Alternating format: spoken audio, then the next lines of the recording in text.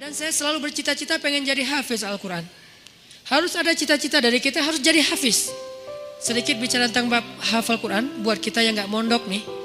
Kalau teman-teman pengen jadi hafiz, targetnya jangan setahun atau 6 bulan hafal. Itu jadi putus asa nanti. Memang motivasinya ada orang yang 3 bulan hafiz, 6 bulan hafiz, setahun hafiz. Tapi kan dia mondok, 24 jam menghafal Quran. Kita kan banyak kesibukan yang lain, yang lebih realistis. Berapa? 6 tahun hafiz. Gimana cara 6 tahun hafiz? Sekarang rata-rata usia kita berapa? Sebutlah rata-rata 20 tahun ya. Ada yang 22, ada yang 19, rata-rata 20 tahun. Ustadz segitu juga? Ya kurang lebih lah. Rata-rata 20 tahun. Berarti 26 tahun itu cepat banget. Ya udah deh, jangan terlalu 6 tahun, 10 tahun. Kalau kita mau menghafal Quran 10 tahun hafiz, berarti sehari kita cuma perlu menghafal 2 baris. Sehari 2 baris. Dibagi 5 waktu sholat. 2 baris itu alif lam mim dzalikal kitabul la raiba fihi hudal lil muttaqin alladzina yu'minuna bil ghaib. Segitu. Enggak sampai 1 ayat kan? Nah, cara ngafalnya subuh alif lam mim, udah beres. Susahnya di mana coba? Subuh teman alif, zuhur dzalikal kitabul la raiba fihi. Asar hudal lil muttaqin. Maghrib alladzina yu'minun. Isya bil ghaib. Selesai. 1 hari 2 baris. Tapi butuh istiqomah, butuh dawam, konsisten. Kalau sehari 2 baris, maka 10 tahun. 10 tahun itu gak lama loh. Saya tuh di Bandung udah 13 tahun, gak kerasa. Seolah-olah baru kemarin saya datang dari Kairo ke Bandung, sekarang udah 13 tahun, gak kerasa gitu aja. Tiba-tiba udah 13 tahun, berarti kalau saya ngafal sehari 2 baris, sekarang udah 3 tahun yang lalu udah selesai tuh. Berarti semua kita bisa jadi hafiz sebetulnya kalau udah lancar tahsinnya. Sehingga kita meninggal berstatus hafiz.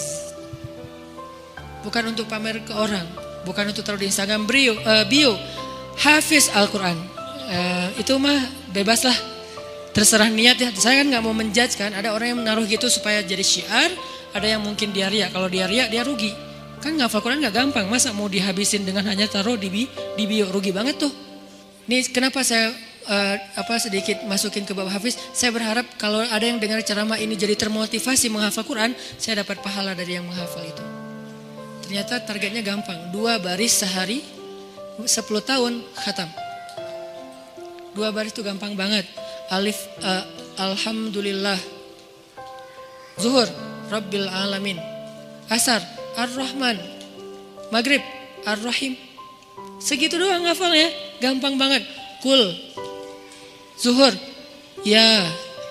Asar, ayyuhal. Gitu doang kan, saking gampangnya. Kapan itu khatamnya Ustadz? Gak tahu pas sakaratul maut kali. Saking pendek-pendeknya. Nah maksud saya, target sebelum meninggal hafiz. Tapi kan kita gak tahu usia kita Ustadz. Memang kita gak tahu.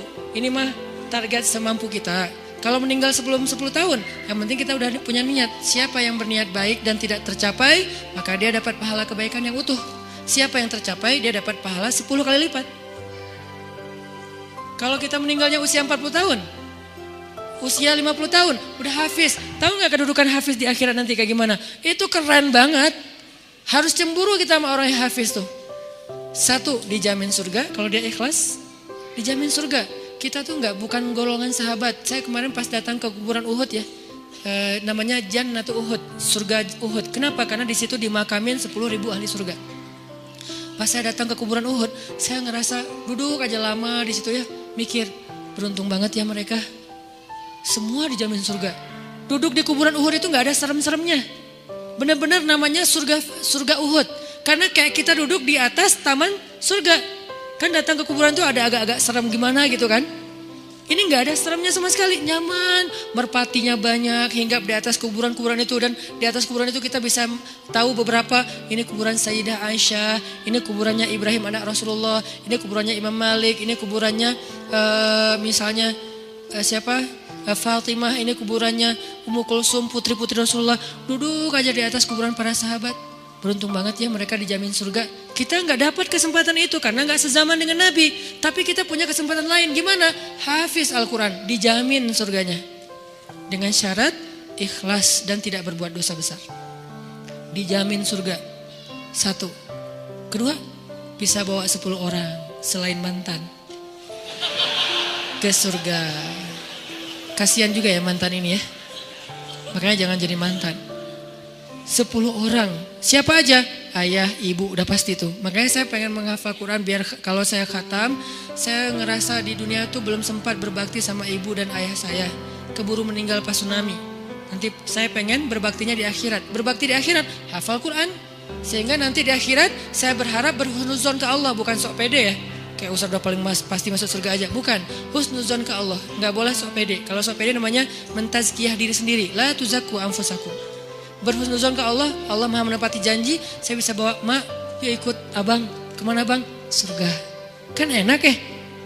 Bapak, yuk ikut abang, kemana? Surga. Kakak saya meninggal juga di tsunami. Itu buat saya ibu kedua saya setelah ibu saya, karena dia paling banyak berkorban. Kak Yus, yuk ke surga. Kemana? Ayo ke abang, kemana bang? Surga. Itu tuh kayak goals, akhirat goals lah. Kalau kita punya life goals, ini adalah akhirat goals. Buat siapa lagi? Istri. Buat siapa lagi? Anak. Kalau semuanya hafizoh, ya berarti lebih banyak lagi yang bisa kita bawa. Itu tuh keren banget.